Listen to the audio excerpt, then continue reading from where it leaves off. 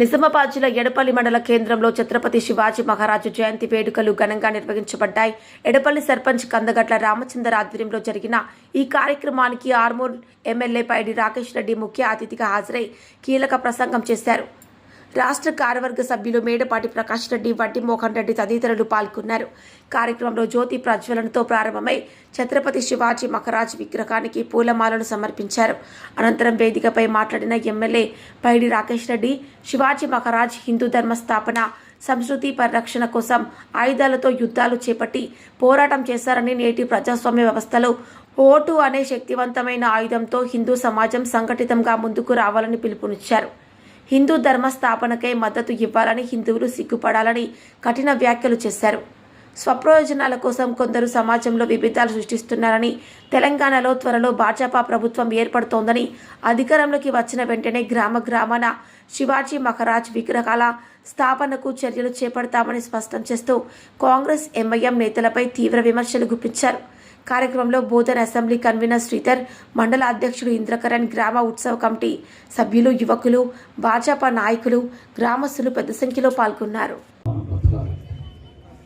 ఇప్పటికే చెప్తున్నా, ఈ సంవత్సరం నిన్న 100 కోట్లు ఎక్కడ శివాజీ విగ్రహం ఆవిష్కరణ చేయలేదు.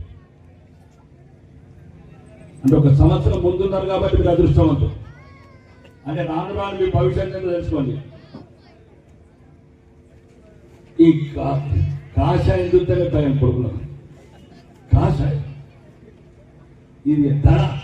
శివాజీని చూసినా, ఆ కరవాలను చూసినా, ఎక్కడ హిందువులు ఒకటవుతారో, ఎక్కడ హిందువులు పౌరుషంతో ఉంటారో, మళ్ళీ మమ్మల్ని ఏ రకంగా అప్పుడు అబ్జాల్ ఖాన్ నిర్మించినట్టు నిర్మిస్తారో అని భయం పట్టుకున్నాం.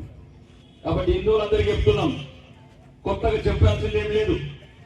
బతకాలంటే ఎటువైపు ఉంటారో మీరు నిర్ణయించుకోండి. దేశ ద్రోహుల వైపు ఉంటారా, దేశ భక్తుల వైపు ఉంటారా? ఇప్పుడు సోదరుడు చెప్పినట్టు మిమ్మల్ని కత్తులతో యుద్ధం చేయమంటలేం, బాంబులతో యుద్ధం చేయమంటలేం. నేను అవమానించుని, నీ కళ్ళ ముందే నీ భార్య పిల్లలని అత్యాచారం చేసిన నా కొడుకులని కశ్మీర్లో కులము చూడకుండా ధర్మముఖులే అడిగి చంపిన నా కొడుకులు సమాధానం ఎట్లిస్తారో మీరు నిర్ణయించుకోండి. రేపు భవిష్యత్తులో జరగబోయే పరిణామాలకు మీరే సాక్షులు అవుతారు. ఎవరి గురించి ఏడపల్లి, ఎవరి గురించి ఆ బిల్డింగ్, ఎవరి గురించి నడుపుతున్న బిల్డింగ్లు, మానాలు పోయి, పానాలు పోయి, అధికారం పోయి, వాళ్ళు ఒక్కడైనట్టు నువ్వెందుకు ఒకరిగా? మిమ్మల్ని తత్వంతో రమ్మంటామా, మిమ్మల్ని ఆయుధాలతో రమ్మంటామా? ప్రజాస్వామ్యంలో అన్నిటికన్నా పదునైన ఆయుధం ఏంటది? పదునైన ఆయుధం ఓటు. చాతగాని సన్నాసులారా, చీము చెట్టులు లేని హిందువులారా, నీ ధర్మం గురించి, నీ దేశం గురించి, నీ భవిష్యత్తు గురించి 5 నిమిషాలు క్యూలో నిలబడి ఓటేయని సన్నాసులారా, ఎక్కడ మీకు ఛత్రపతి శివాజీకి స్మరించుకునే అదృష్టం మీకు ఎందుకు? తన జాతి గురించి మొగలాయులు అందరితో యుద్ధాలు చేసి ఓట వెరగని వీరు. ప్రతాప్ గారు, రాయ్ గారు మొత్తం 300 కోటలు నిర్మించిన వీరుడు. కాబట్టి హిందువులందరికీ చెప్తున్నాం, దయచేసి మనం బతకాలంటే ఒకటి కావాల్సిన అవసరం. ఈరోజు మనం అందరం కూడా చూస్తా ఉన్నాం, శివాజీ గారు 1630 సంవత్సరంలో జన్మించి సుమారు ఇప్పటికీ 400 సంవత్సరాలు గడుస్తున్నప్పటికీ వారి కీర్తి ప్రతిష్టలు ఏ రకంగా ఈ రోజు మనం ఆయన జయంతి సంబరాలు జరుపుకుంటున్నామో మనం అందరం కూడా చూస్తా ఉన్నాం.